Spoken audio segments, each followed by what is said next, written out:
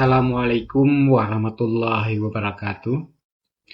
Bapak Ibu pengurus BUMDes yang saya banggakan. Berikut ini saya perkenalkan format inovasi laporan keuangan BUMDes cerdas yang dikembangkan oleh DPMG Kota Lusmawe. Format ini sangat membantu Bapak Ibu dalam membuat laporan keuangan. Hanya dengan menginput data-data atau transaksi melalui jurnal harian dan kemudian akan menghasilkan laporan keuangan.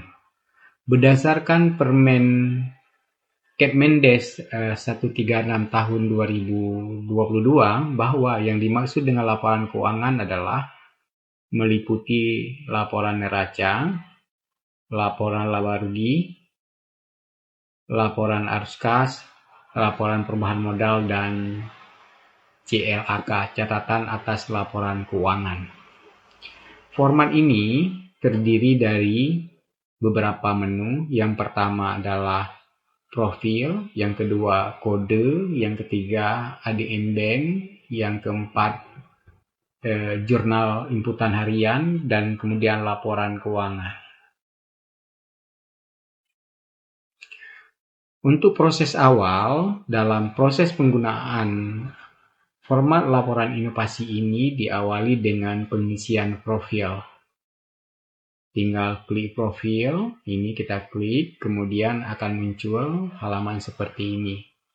Nah, kemudian kita tinggal mengetik atau memilih kode-kode yang telah tersedia. Ini merupakan kode Gampong dalam Kota Lusmawe. Katakanlah kita mengambil kode Gampong yang ini. Nah, dengan sendirinya dia akan keluar sendiri bahwa nama BUMDes ini Pekan Cunda Kide Cunda, yaitu Gampong Kide Cunda, Kecamatan Marua, Kota Lusmawe. Misalnya kita memilih yang lain. Nah, ini untuk Makmu Jaya Payabili, jadi di Kecamatan Muara II juga. Nah, kemudian setelah ini kita isi, kita menginginkan laporan tahun berapa, tinggal kita katakanlah tahun 2025, tinggal kita ketik 2025. Kemudian untuk jenis usaha apa, ini katakanlah untuk jenis unit usaha dagang, katakanlah. Tinggal kita ketik di sini. Ini hurufnya kita oleh huruf besar ya, dagang. Kemudian berapa modal yang disertakan oleh Gampong, kenyataan modal Gampong, katakanlah 100 juta rupiah. Ya, maaf salah, kita tinggal mengisi di sini. Kemudian dalam bentuk barang, katakanlah tidak ada, kita ketik 0 saja. Kemudian dalam bentuk lain-lain juga tidak ada. Kemudian modal pihak ketiga juga tidak ada. Nah, nama direktur, kita misalkan nama direktur Abdul Rahman. Kemudian nama sekretaris Dewi Tia, katakanlah. Kemudian sistem bagi hasil atau besaran persentase bagi hasil itu sesuai dengan yang tercantum di dalam ADART BUMDes tersebut. Katakanlah biasanya penasehat itu 5%, kita tinggal ketik 5. Kemudian pengawas 3%, direktur 20%, sekretaris 10%, kemudian bendahara 10%, dan laba ditahan katakanlah 20%. Nah, sisanya itu 32% untuk kegiatan sosial atau CSR. Nah, ini terlalu rendah katakanlah, ini 15%, ini 15%. Nah, jadi sisanya adalah CSR. Dengan setelah diisi ini, kemudian kita kembali ke home. Nah, kita lihat tampilannya. Ini sudah ada tampilannya BUMDes Makmu Jaya Payabili untuk unit usaha dagang. Kemudian Itu tadi kan modal awalnya yang diberikan itu 100 juta, ini belum terisi, ini harus diisi dulu. Saya sengaja tidak buat otomatis karena ada beberapa kasus yang tidak bisa diisi secara langsung di profil dan kemudian terlinknya kemari. Awalnya kita buat seperti itu, tapi sekarang kita hapus. Nah, modal awal 100 juta. Ngitiknya di mana? Di debit atau di kredit? Oleh karena itu, kita harus melihat kodenya dulu. Kode misalnya modal awal MA. Ini kodenya MA. Nah, kita ketik MA. MA. MA. Nah, berarti ini debit. Katakanlah. Tuh, dua, tiga, tuh, 100 juta. Namun secara aturan bahwa uang itu tidak boleh cash. Oleh karena itu, seluruhnya uang ini di-store ke bank. Jadi, katakanlah setorannya itu dilakukan pada 2 Januari. Kalau 1 Januari tidak mungkin dilakukan karena itu hari libur. Nah, jadi pada 2 Januari. Ya, kita tulis ureannya itu dengan bahasa yang mudah kita pahami. Bukan hanya kita pahami, siapapun yang membaca bisa dipahami. Misalnya uang ini kita mau store ke bank, dan redaksinya seperti apa? Nah, katakanlah store uang ke rekening bank BUMDes. Nah, kalau kita mau ketik nomornya boleh juga. BUMDes. Ini saya kira siapapun yang baca ini tidak terjadi multitafsir. Kalau store uang ke rekening BUMDes, itu kita melihat kodenya apa gitu. Kodenya store uang ke rekening BUMDes SB. Nah, SB. SB. Tinggal ketik kita di sini SB. Nah, SB berarti 100 juta. 1, 2, 3, 4, 5, 6, 7, 8. 100 juta. Nah, sekarang saldo kas di tangan pengurus BUMDes kosong. Sementara kita perlu belanja. Berupa belanja barang, sewa tempat, dan sebagainya. Nah, untuk kebutuhan belanja, kita tentunya harus menarik uang dari bank. Katakanlah itu juga terjadi pada tanggal 2 atau tanggal 3 katakanlah. Tanggal 3 tinggal ketik 3 saja dan kemudian Januari dan 2025 keluar secara otomatis. Nah, kemudian kita tarik ya, tulis di uraian tarik uang dari rekening BUMDes, rekening bank BUMDes ya, rekening BUMDes boleh, dan kemudian kita melihat kodenya. Kodenya apa gitu? Kodenya itu cari uang ya, cari uang. TB. Ya, kita menggunakan singkatan-singkatan yang mudah diingat. TB. TB. TB, TB berarti uang masuk. Setelah kita tarik dari bank, berarti sekarang posisi uangnya ada di kas. Katakanlah 50 juta.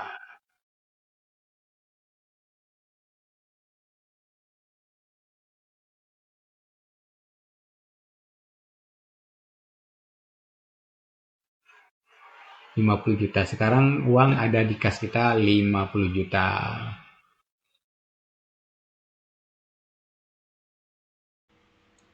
Untuk sebuah usaha dagang baru tentunya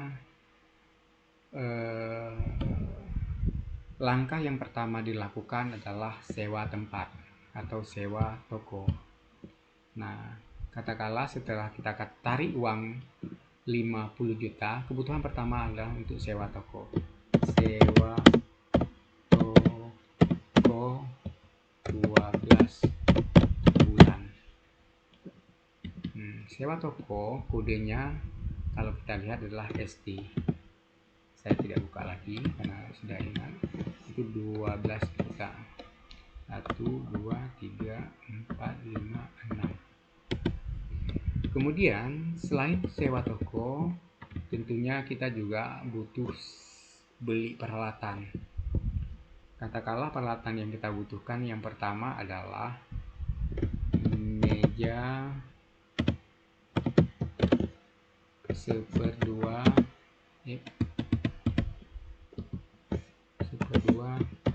biru. Itu peralatan kodenya lah PR. Itu katakanlah harganya Rp600.000.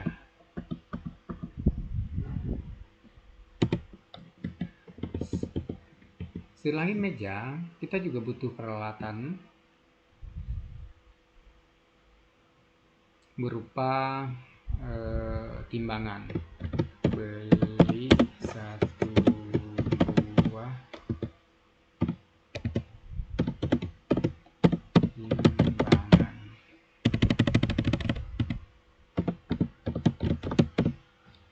Timbangan itu juga alat kerja PR.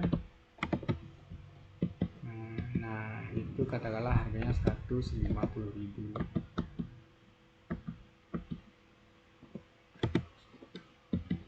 Kemudian beli 1 unit kalkulator.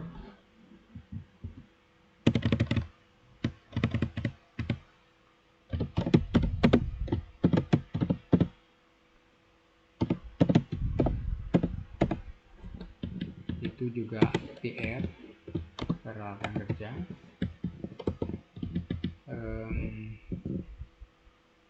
Katakanlah harganya Rp75.000.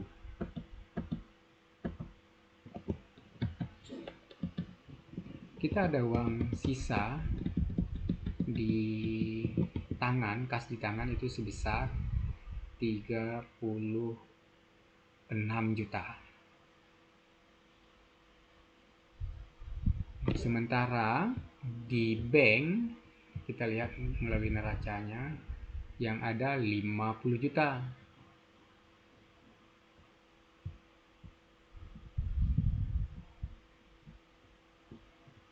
Ada 50 juta.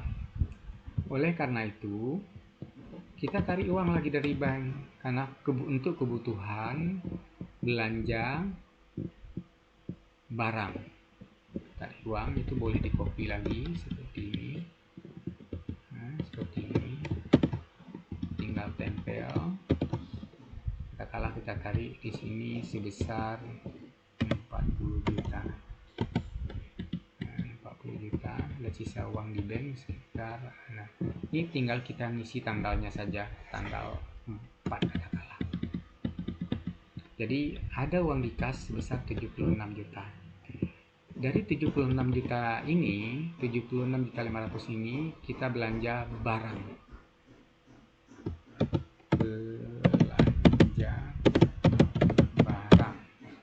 Tentunya bonnya terlampir, kita simpan dengan bagus sebagai bukti transaksi. Belanja barang itu kodenya adalah BD. Kita belanja sebesar 70 juta.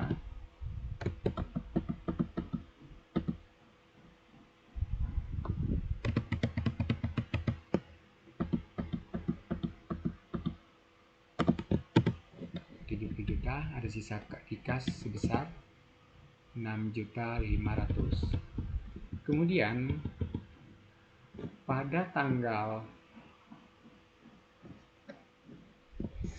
5, 6, 7 sampai tanggal 25 katakanlah, tanggal 25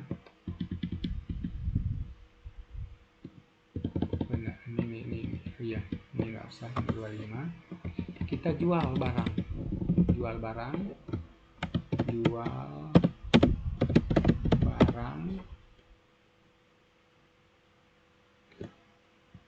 dengan jadi jual barang kodenya PH, pendapatan harian. Itu pada sore hari kita hitung uang ada sekitar 15 juta. 1, 2, 3, 4.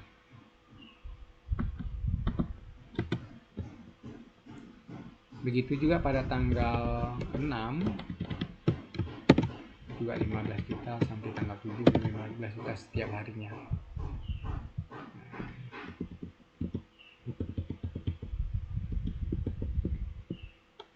Tanggal 7, tanggal 8, kemudian kita tanggal 30 Januari. Ini ada hari-hari libur, ada masa-masa tidak ada pendapatan, katakanlah, biar cepat tutorialnya.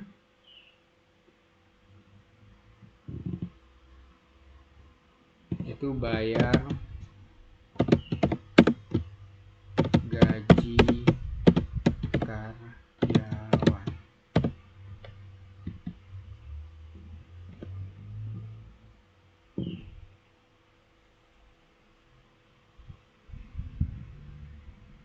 Bayar gaji karyawan, kodenya adalah DG. Itu 1.500.000.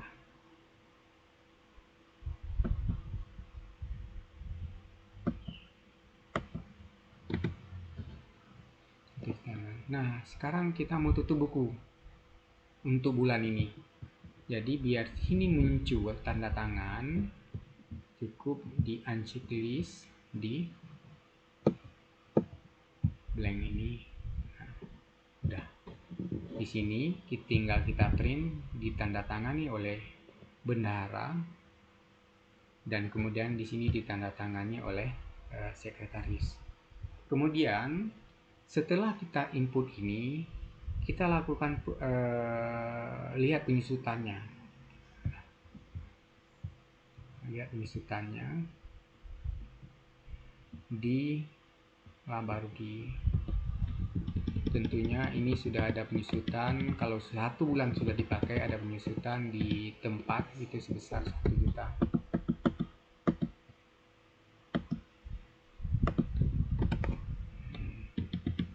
Jadi nilai sewa tempat tinggal 11 juta lagi. Sedangkan barang-barang yang lain itu berupa peralatan, katakanlah pada bulan pertama itu tidak ada penyusutan, jadi tidak perlu dibuat. Misalnya ada peralatan, susutnya berapa, itu tidak kita buat. Oke lah, kita buat ada penyusutan sekitar 4.000 atau 5.000 kalkulator dan kursi tadi, dan timbangan 5.000. Jadi ini kenapa muncul rugi? Muncul rugi karena kita masih ada barang yang berupa persediaan barang. Dari 76 juta yang kita belanjakan, baru 3 kali 15 juta yang kita jual. Di sini kita lihat, baru ini yang kita jual. Ini 15 juta modalnya nggak segini ya, berarti ini sekitar katakanlah 12 juta.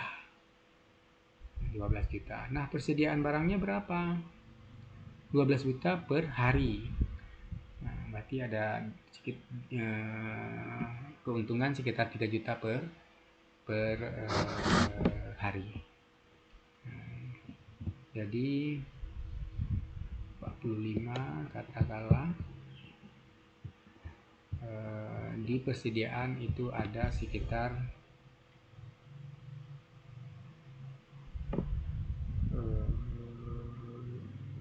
katakanlah kira-kira ya persediaannya sekitar 45 juta.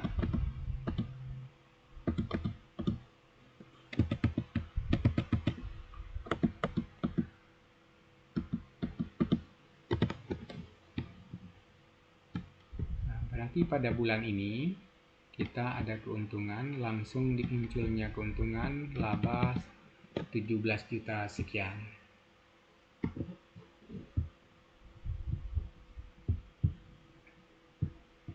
Nah, laporan muncul secara otomatis. Ini kan baru transaksi pada bulan Januari, sementara Februari belum, Maret belum, ini belum, sampai Desember belum, baru Januari. Nah, kemudian yang perlu diingat bahwa saldo akhir saldo akhir bulan sebelumnya, katakanlah bulan 1, itu menjadi modal awal pada menjadi saldo untuk operasional bulan selanjutnya. Ini dia nih. Gitu aja sampai Desember.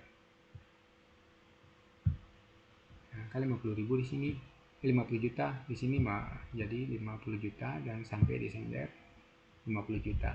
Nah, setelah kita input, itu input berupa transaksi secara kronologis, saya kira siapapun bisa input. Dia tahu bahwa ini adalah debit, dia tahu bahwa ini adalah kredit.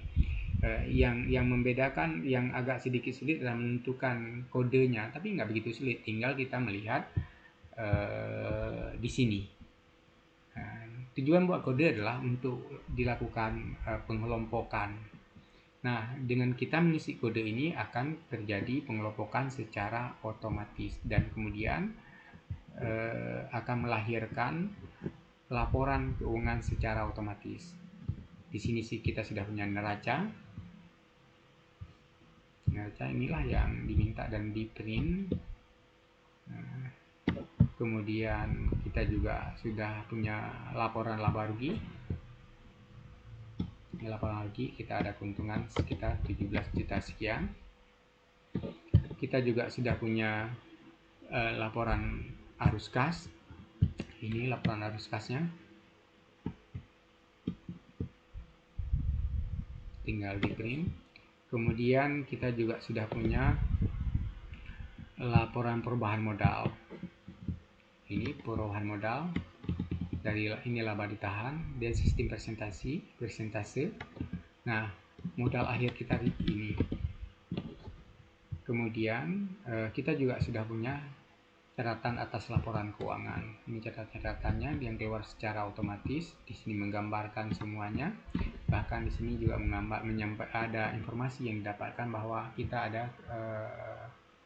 keuntungan sebesar 17 juta sekian.